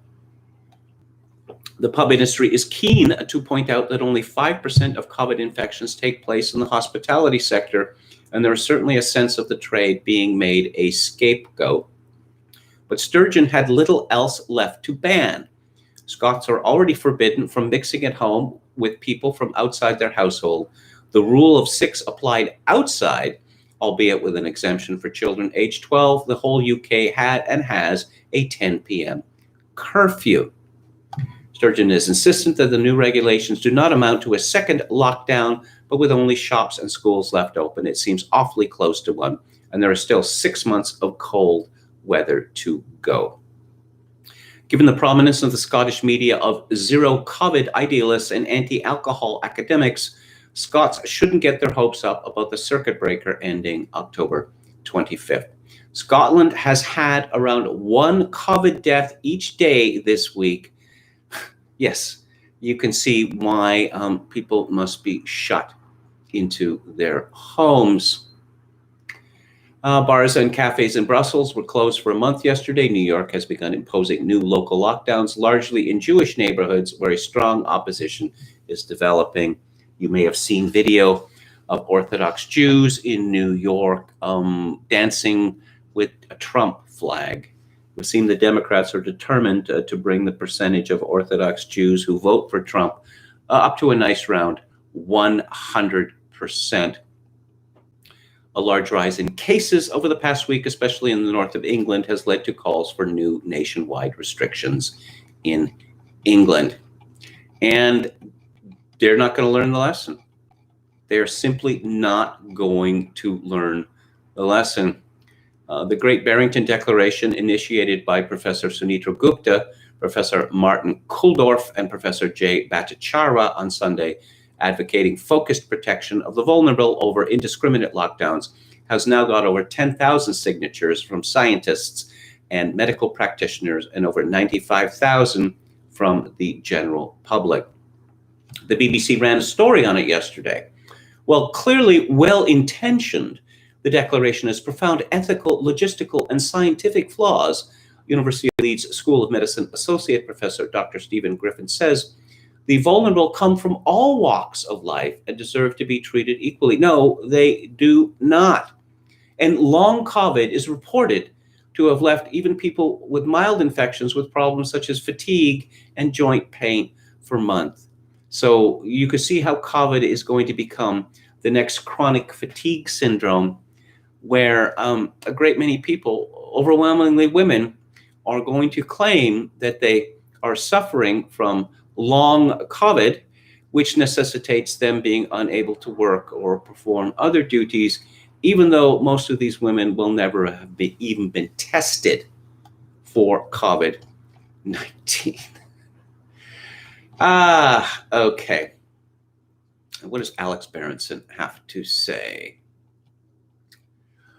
In a relentless quest to find and publicize young and healthy COVID victims, the New York Times recently reported on the August 29th death of Averill Tyler Ambergy, 29, of Levon, Texas. Either reality matters or it doesn't. And this is how reporters at the Times respond to unpleasant realities this day, by blocking people. Yes, every person, I don't know, under the age of 30, maybe under the age of 40, who dies reportedly from COVID is going to be made a national figure, as opposed to the tens of thousands of anonymous old people who died in isolation and misery because of grotesque decisions made by people such as the Love Gov, Andrew Cuomo of New York, Governor of New Jersey, etc.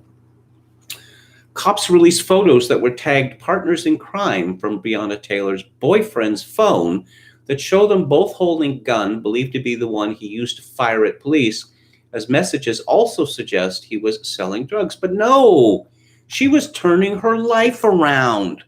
That's what you told us. Of course, they're always turning their life around. We haven't heard yet that Breonna Taylor had or was planning to release a mixtape. Maybe that's still to come. The Louisville Metro Police Department has released the contents of its internal investigation following the death of Breonna Taylor, including photos of her brandishing guns and text messages that indicate her boyfriend, Kenneth Walker, sold drugs. No, it was the old boyfriend that was the drug dealer, not the new boyfriend. The new boyfriend was part of the whole turning her life around thing.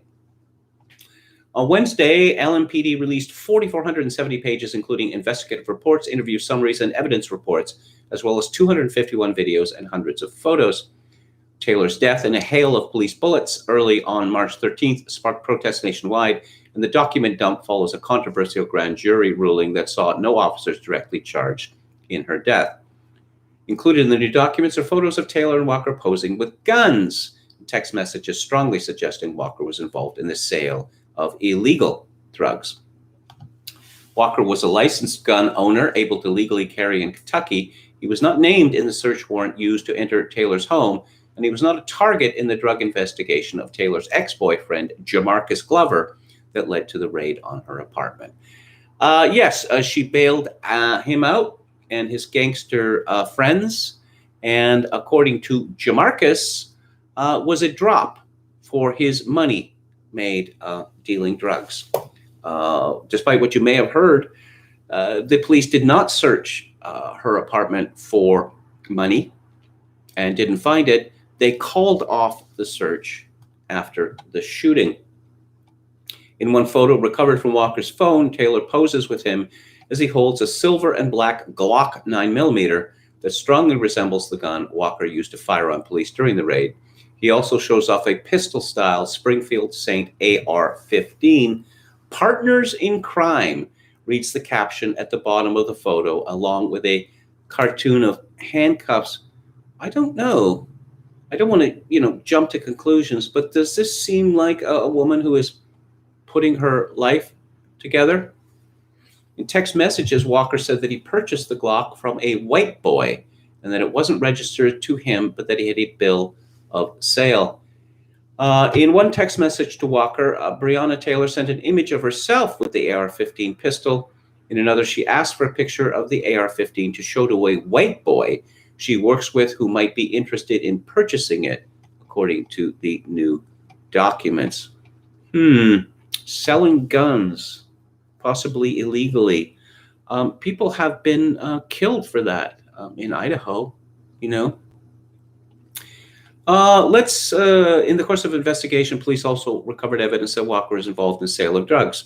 In police interviews, Walker said that he was not involved in serious criminal activity, but did say that he sometimes personally used marijuana. However, a search of his phone found numerous conversations about drug trafficking, investigators said in the newly released documents. In several chats described in the documents, Walker discusses selling pills to Hooters waitresses. In another conversation, he sent an image of a bag of marijuana, advertising it as Cali high-grade premium cannabis 1LB. In other messages, Walker offered to sell half ounces for $25 or 2 zips, slang for ounces, for $260, the document states.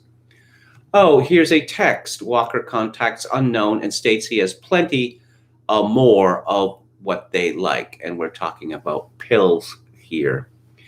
Unknown states they have 8 of the other ones left and wants to know if Walker would exchange them for 4 or 5 of the new pills, etc., etc. All of these narratives fall apart, do they not? But it's not going to make any difference, just as it made no difference with Trayvon Martin or with the gentle giant, etc., etc., etc. I'm going to move just in the next minute to Theodore Thursday. But before I do, let's talk about Dennis Dale's city of Portland. I first found out about this woman running for mayor against the incumbent mayor, Ted Wheeler, and I thought, this woman is running as even crazier than Ted Wheeler is. This is from the New York Post. Photo shows Portland mayoral candidate wearing communist-themed skirt, and Andy Ngo got a picture of this. Look at that shirt, and you see this kind of patchwork, and there are portraits of Mao Zedong, Che Guevara, and some other leading commie. Hang on, let's see. Oh, Joseph Stalin. Joseph Stalin, perennial favorite, renowned humanitarian. The woman's name is Sarah Iannarone. She is beating incumbent Mayor Ted Wheeler in the race, which uses a nonpartisan voting system in local elections, by upward of 11 points, according to the latest survey from local newspaper Willamette Week. The mother and Portland State University educate Portland State University paired her communist garb with a shirt from her campaign merchandise bearing her first name.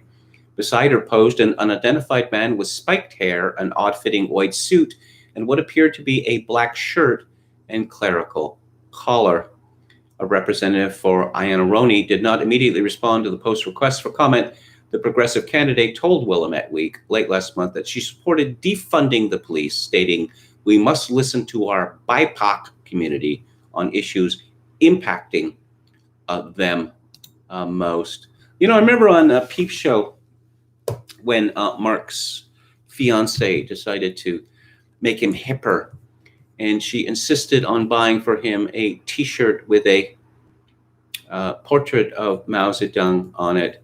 And he was bullied by this woman, and he bought it, but he was disgusted with himself and cited, this is what we've come to, the ironic veneration of tyrants. But in this case, it appears that it is not ironic veneration. Not ironic at all. Let's have a quick look in on the chat here before I move to Theodore Thursday. Let's see. Portlandia is a documentary. It says, Yo Mama. It's a lovely place. I've spent some time there. But a similar thing has happened to Seattle and Victoria, British Columbia, that people heard about it and they decided to move there.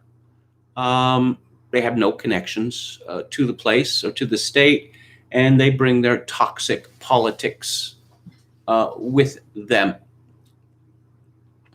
Hikma Warrior says, back later, time for din din, herbed roast beef, cauliflower, pesto pasta, and rosé wine, kefir for dessert. Sounds delish.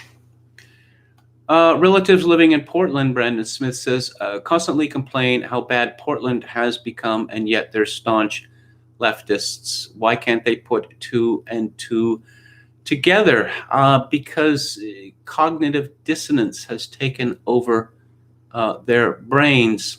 I suppose most of these people end up blaming right-wingers for this eventually. D.B. Cooper says Breonna Taylor was a hero. She actually jumped in front of her boyfriend to save his life. That is a reference to the suspicion that her boyfriend used her as a human shield. Metal Mike says about the lockdowns, actually music is being singled out too. Sex, drugs, and rock and roll, wine, women, and song are being wiped out by COVID rules. Yes, loud music. Restaurants have been ordered not to play loud music. Again, loud music, or the reports linking loud music or music above a certain level of decibels with COVID-19 infections. Dennis Dale, who lives in Portland, and I highly recommend his site, Untethered, and his Twitter account for his firsthand reporting. He says Sarah Iannarone is the only alternative to Wheeler. Yes, a similar thing happened in Victoria. There's a lesbian interloper who's mayor of Victoria. She didn't tell us she was lesbian the first time she ran. Council of Victoria. There's 9 people in the council. 3 of them are lesbians. 3 out of 9. One of them is a recent immigrant from Somalia. One is pretty much an out-and-out communist, a Jew who demanded that Christmas decorations be taken down from all civic property, even if they were purchased privately. He was a little embarrassed when photographs surfaced of him posing happily in City Hall before a menorah. But I just thought there has to be a majority of sane people in Victoria to put up some sort of slate to bring Victoria back to sanity before it becomes horrible. And it's becoming horrible very quickly, but perhaps there simply isn't a sane majority anymore. So let's go now to Theater Thursday. And I'm talking about a movie from this year. And it is called Bill and Ted Face the Music. And of course, it is the third in the sequence of Bill and Ted movies. The first one, the first 2 came out in 1989 and 1991. It's a very long period of time, from that, the second one to a sequel. I talked about the Bill and Ted movies on the Old Theater Thursday on Luke Ford's live stream. I talked about Bill and Ted's Excellent Adventure and Bill and Ted's Bogus Journey, which I like somewhat better than the first one. I love these movies. Why do I love them? Because they're a lot of fun. The first 2 movies were very witty, but I suppose because they were about nice boys. One is used to seeing teenage boys in American films depicted as being absolutely disgusting, obsessed with sex and obsessed with body parts, their own and women's body parts, obsessed with farting and the like, and foul language. But these are nice boys. When I mentioned wit, having extended a parody of Bergman's The Seventh Seal in a movie made primarily for teenagers, that's pretty outstanding, actually. So for years and years and years, there was talk of a Bill and Ted sequel, or maybe dread phrase reboot or soft reboot. And Howard Stern was involved for the longest time, which would have been just the worst possible outcome, because he is the very opposite of the Bill and Ted spirit. But no, the first 2 were written by Chris Matheson and Ed Solomon, as was this one. There was a great deal of anticipation about it. Let's see. Bill and Ted Face the Music was simultaneously released in theaters and through premium video on demand in the United States on August the 28th. It generally received positive reviews from critics. I would have to say pretty tepid. Now, Ed Solomon had this to report. We cut so much due to budget. We cut scenes and we cut scope, and sadly, we didn't really have enough time to shoot it. We had to work pretty quickly because we didn't have enough money to completely make the movie. Before we started shooting, we lost a series of scenes that in hindsight we might miss. We did end up whittling the script down to what people tended to believe were its central core elements, simply to make the production schedule and the production budget. We weren't allowed to have any flights of fancy or scenes that went off but didn't serve the plot. We had to tighten up. That's why it's a 90-minute movie. That's all we could shoot, basically. Now, this explains why the special effects, particularly those in the future, are not good. They're simply not good. The special effects which take place in hell, the CGI, is much better, but it certainly doesn't show the imagination or the wit of the hell scenes in Bill and Ted's Bogus Journey. You watch the movie, and I've seen it twice, there is clear evidence of the movie being hacked at a very late date, because what about the princesses? Apparently they go on some sort of adventure of their own, and no, that's gone. Although there are some scenes that remain suggesting that they have been traveling through the universe for some reason, which is it's a serious error, because the movie begins with a wedding. We see the princesses, in which Missy is marrying another one of the boys' clan, that is to say, a younger brother, and it's really quite grotesque in that Missy, in the original movie, was a thin blonde, rather astonishingly sexy, I must say. And in this third movie, she has, shall we say, filled out considerably. That would be Amy Poynton, or Amy Stotch, as she calls herself now. And of course, she is rather old now, 61. And it's a rather, as I say, off-putting and grotesque, the film. But then we find out that Bill and Ted are having marital problems with the princesses. There's a school of thought that says that they hate the princesses because they're largely extrinsic. Oh, I don't know. They're good-looking, agreeable women with English accents, and they love their husbands, and their husbands love them. I don't know. That's enough for me. And of course, part of the joke in the first two movies was just how chaste the princesses were, that they certainly weren't going to put up with anything like sex before marriage. Not that Bill and Ted seemed to be eager to press them on that. Although the evil robot us's in Bill and Ted's A Bogus Journey hinted that, yeah, they were very much interested in forcing the issue. My main problem with this film is it's a lack of imagination. So what do we have in the first movie? Well, we have two boys who have to get an A in their history presentation, or they're going to flunk their final year. And of course, Ted is going to be sent to military school, not just any military school, but Alaskan military school. And that is a very good joke, I think. So they are given a phone booth by Rufus, played by George Carlin, which enables them to travel through time. And they discover they can kidnap historical personages, famous people, for the presentation. It's also made clear to them that their band, Wild Stallions, is somehow going to save the universe. literally save the universe, which leads to big problems in episodes 2 and 3.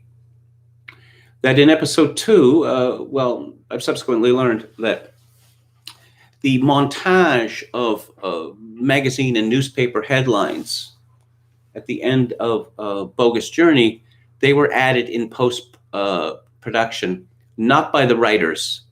And so Bill and Ted's music saves the universe directly. And there's all this stuff about their band and breakup and solo tours by death and the like. It kind of wrote them into a box. But, okay, the future. I think that if this movie had been made after COVID-19, it probably would have benefited for it, because it is one of the laziest things in the movies to show this gleaming future, and it's white. I don't mean white in terms of skin color, but I mean everything seems to be made of marble, and not old marble, but new marble. All of these shining surfaces, and everything is perfect in the future. Why would it be assumed by anything that there's a possible future in which everything is perfect? Of course, H.G. Wells' The Time Machine, you have the beautiful trick there of the Eloi, and life seems to be perfect for them. They live, in luxury and abundance. But of course, there are these pitiful, timorous people who at night are shaking themselves in fear to death because they're hunted down by the Morlocks. And of course, you see a similar thing in John Boorman's Zardos, a future which appears to be perfect, but which very much is not so. So I thought, you see this thing in Spielberg's Minority Report as well. Oh, just this bland, perfect future. There's a lot of good things in Minority Report, but his depiction of the future was not one of them. And everything is just wonderful in the future, and what all human conflict has been exiled. Well, then, if all human conflict was exiled, then we wouldn't be human anymore. Which gave me the idea for an alternate way that this movie could have been approached, and I think this is, I think this is quite a good idea. That the premise of Bill and Ted Face the Music is that this perfect song, which they're supposed to have written, which unites the universe throughout all time and space, it's become a millstone around their neck. But what if this song was used as a tool to bring about a nightmare, a dystopia, a seemingly gorgeous world, but a horrible world of uniformity and boredom? And what if Bill and Ted decided that their real goal was to find this song and destroy it, so that the future could be actually human? But instead, they find out that, well, at some point they created this song. And that's a very serious problem, because, of course, how would it be possible for one song to unify the human race, or, the whole of the universe throughout all time? And the snatches that we get of this seemingly perfect song sounds a lot like hair metal from the 1980s, with dual unison guitars playing in a high register, which is, in 2020 is enormously dated. So first of all, Bill and Ted, have spent decades attempting to come up with this perfect song. And there's a scene in the wedding where they play their latest production, which is a sort of parody of world music. And again, this just seems dated. I think that it would have been much funnier, say, if they'd gone with electronic dance music, EDM, stuff like 1,000 beats a minute or whatever. Sort of the thing that, people would love at raves, or love when they were dosed to the gills on drugs, but that normal people would find intolerable. Instead, you've got them blowing trumpets, steel drums, throat singing, all of this stuff. It's not very funny, really. But anyway, at some point they've created this song, so they're traveling all everywhere to try and find it, which I suppose is a neat way of getting around the fact that they don't seem to be up to actually writing this song.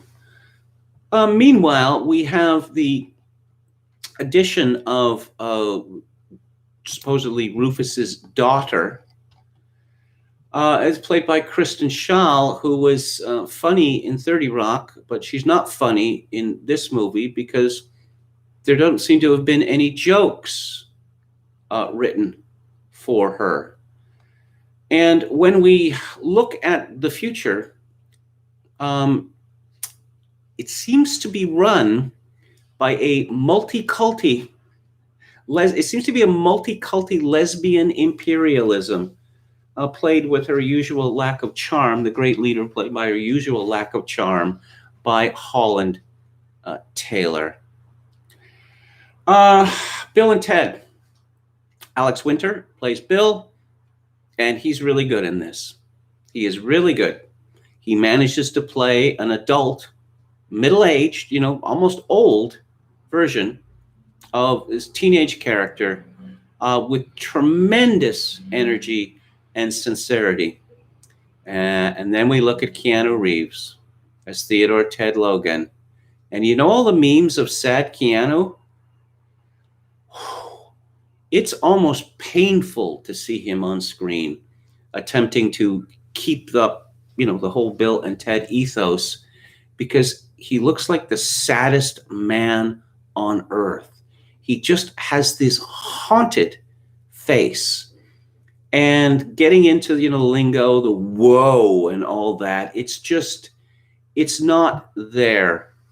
So I suppose it would have been possible, you work with the actors you have, and Keanu Reeves and Alex Winter wanted to, be in this for a long, long time.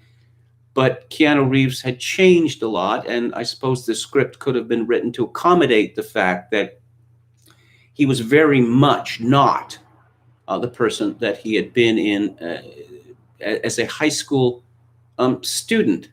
And this isn't really touched on.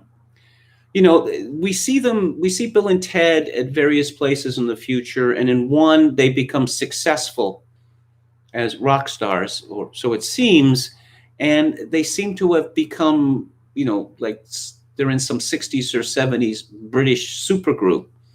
And Alex Winter, who is really good with accents and is really good with, costuming and makeup or acting through it, he's quite good as this sort of foppish rock star with a middle Atlantic accent. Keanu Reeves he's not good. He cannot do accents. He just can't. The best thing about this movie are the daughters. Now, they are called the dads, which is a sly reference to the fact that right from the very beginning, there didn't seem to be very much difference in any way between Bill and Ted. And there's a lot of people who love these films. If you ask them which one was Bill and which one was Ted, they wouldn't be able to tell you. But the daughters, who are played by the Australian actress Samara Weaving and Bridget Lundy Payne, they are absolutely delightful in these roles. There are the female equivalents of the original Bill and Ted, and they are so full of life. They are so vital.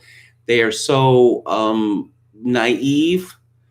They are so dedicated to their dads that it struck me, and I'm sure it struck a lot of people, that one of the things this movie could have done was to, of course, you give, Keanu Reeves and Alex Winter the top billing, but you make Theodora and Wilhelmina, Thea or Billy, you actually make them the central characters, and you have the dads as the supporting characters.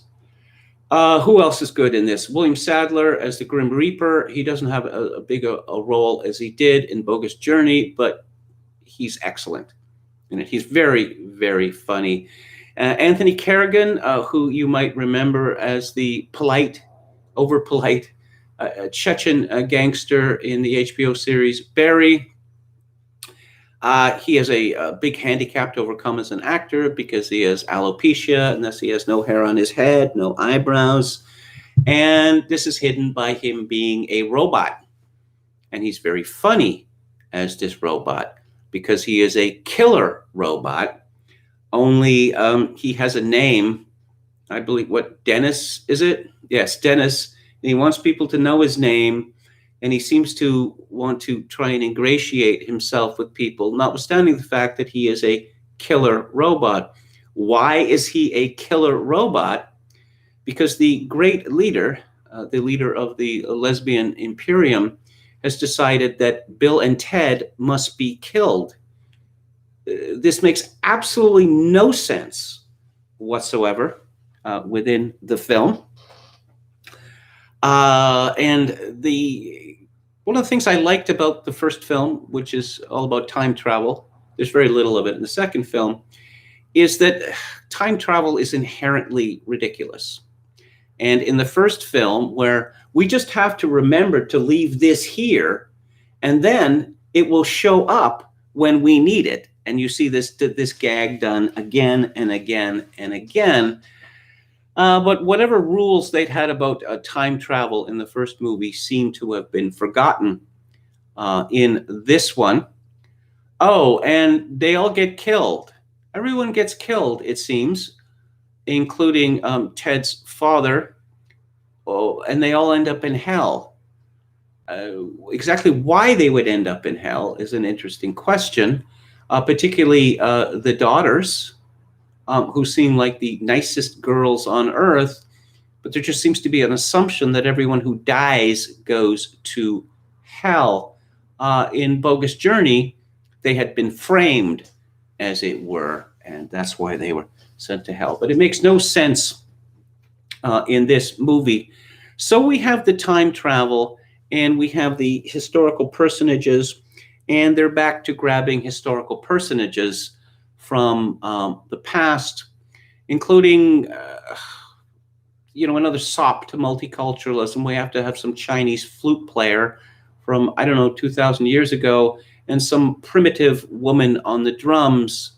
And yeah, they would have been very primitive drumming back thousands of years ago. They're not doing very many, paradiddles or fills or any of that kind of thing. Let's see. We have Mozart, and he's quite a genial character. It's nice to see that after the travesty of his portrayal in Amadeus.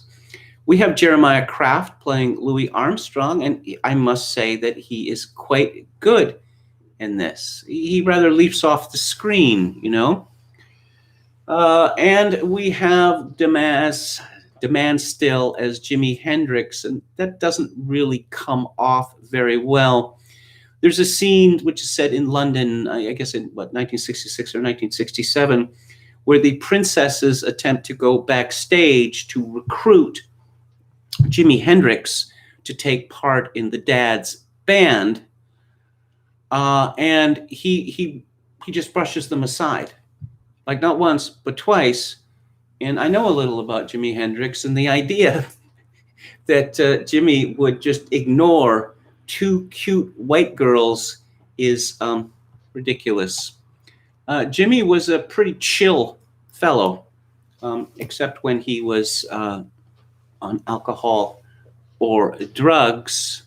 He was really sort of a chummy fellow. I recall this story about how he'd once hurt his arm. He was about to shake hands with the guitarist Robert Fripp, and he said, "Shake my left hand. It's closer to my heart." And there's a lot of testimony like that about Jimi Hendrix, but we get sort of a very efficient view of him. We have to have a contemporary music artist, and we get Kid Cudi. And I'm thinking that's the best they could get. This fellow hasn't been really relevant, if you will, for quite some time. Now, there's the old gag where someone who is not supposed to be intelligent or not supposed to know much about technical subjects turns out to know an awful lot about it. To give one example, Tracy Morgan did this very well on 30 Rock. Kid Cudi, either he's not very intelligent or he's not a good actor. He doesn't manage to pull this off. So we have a race against the clock, but this also doesn't come off very well because it's clear that it's nowhere near real time. And the task that they're set to create the greatest song in the history of the world once that will unite everyone throughout space and time, they're given something like half an hour to do it from start to finish. It's absolutely absurd. Meanwhile, you have everyone being killed in this. The ending is rather clever because the writers clearly realize that it's not possible to craft such a song as required, but instead they decide to make this distributed. That is to say that everyone in the world takes part in it, and that is the way that the universe, or at least Earth, is unified. The first time I saw this, I was very disappointed indeed. Second time I saw it, I could appreciate its virtues more than the first time. Oh, before I forget, I did not appreciate the blasphemy in this film, this repeated blasphemy of taking Jesus Christ and putting him in so-called, humorous situations. But the movie's not a disaster. It's a generally a genial and pleasant way to kill 90 minutes. It's simply not as good as I thought it could be, particularly since they were going with Chris Matheson and Ed Solomon, who, of course, as I mentioned earlier, had written both the original two films and had shown themselves to be quite adept and witty at screenwriting. But as Ed Solomon confessed in that interview, this production was terribly hamstrung, and perhaps if they had gotten their way, been given more time, more money, and been faced with less studio bullying, this film would be much better than it is. So those are my thoughts about Bill and Ted.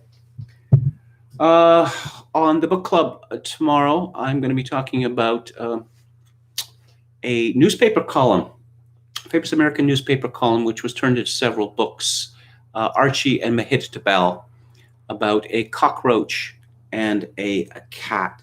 There's also appearances from a pup and a parrot. But it is it's satire, really, rather deep satire on America in the early part of the 20th century, an American classic, really. So let's have a final look at the chat. Halper says Hendrix punched Richard Lloyd from television for some slight and then apologized in tears to him later. Yeah, I wouldn't be surprised, except Richard Lloyd has demonstrated over many years that he is one of the craziest men in the history of the music business. Dennis Dale says Bill and Ted need a female remake a la Ghostbusters. Well, as I mentioned it, I love the daughters. The daughters were great because it helps that they're attractive. I've said this before with Ghostbusters. Couldn't they have put Alison Brie in one of those roles, or Gillian Jacobs? Give the dads something to look at, not make all of them unattractive, but the daughters They're young and vital and attractive, and in kind of an innocent, non-sexual way, and it's quite delightful, I think. John Wick has taken over his persona, says Dennis Dale. Yes, this has been remarked that for years, Keanu Reeves was the whoa guy, right? And then he started doing action films, serious films, and now it seems rather odd that he, at least, for one movie, has gone back to being the whoa guy. Metal Mike says, I like 80s hair metal. Loved Bill and Ted as boys. Yes, that was very good in the second movie. Is the music good in it, says Metal Mike. I'm not really remembering much of the music in it.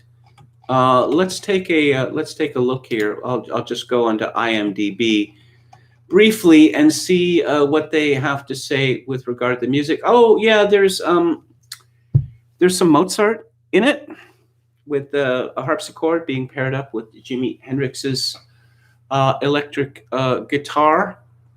It's the Turkish part from one of his sonatas. I like that. That was nice. Okay, so yeah, okay, it's a bunch of people I've never heard of. Literally a bunch of people that I have never heard of on this soundtrack. Travis Barker, I've heard of him. I guess he has something to do with it. This isn't one of those movies where, I see they have a Rivers Cuomo song, Weezer in there. That's what they blew their budget on. If you look at the film Rock and Roll High School, if you've ever seen it, and you look at the soundtrack for that, not the published album, but the soundtrack, and you're thinking, Cameron Crowe does that sort of thing in his movies, or used to, and Scorsese does. You have to put aside like about $50 million right off the top in order to buy all those tunes. And in Rock and Roll High School, obviously got them for a few $100,000. So they went down the route in Bill and Ted Face the Music that we are not going to pay for music that anyone would recognize, because then we wouldn't have the budget to, to film the movie. Okay. Oh, and you have to read the novelization of Bill and Ted to understand what happened to Keanu's character. Okay. When will you do Blood Meridian? Aren't we there yet? Okay. I'll consider it. Is that Cormac McCarthy? So that's the show for tonight. What else do we have coming up on Theater Thursday? We have another movie from 2020 next week. I'm thinking of Ending Things by Charlie Kaufman. On October 22nd, Werner Herzog's Nosferatu. On October 29th, psychological horror story, one of my very favorite movies, The Haunting by Robert Wise. And on December 15th, from Santa Rosa, California, Smile by Michael Ritchie, starring the great Bruce Dern. So I will be back on the air tomorrow at 4 p.m. Pacific, 7 p.m. Eastern. If you like the show or any part of it, I'd appreciate it if you click on the like button and subscribe to my YouTube channel if you have not already done so. If you would like to support this live stream with a donation, greatly appreciated at this time, because I'm going to be having to move on soon. Don't know when yet. That's all up in the air. My PayPal account is kevin_grace@hotmail.com. Once again, kevin_grace@hotmail.com. If you're Canadian, you can send me money directly via Interac at kevingrace@shaw.ca. And I will leave you with this. In these days of social atomization and civilizational collapse, I do dearly wish that you, my dear listeners and viewers, manage to form some kind of genuine human connection in order to ease the burden. Good night.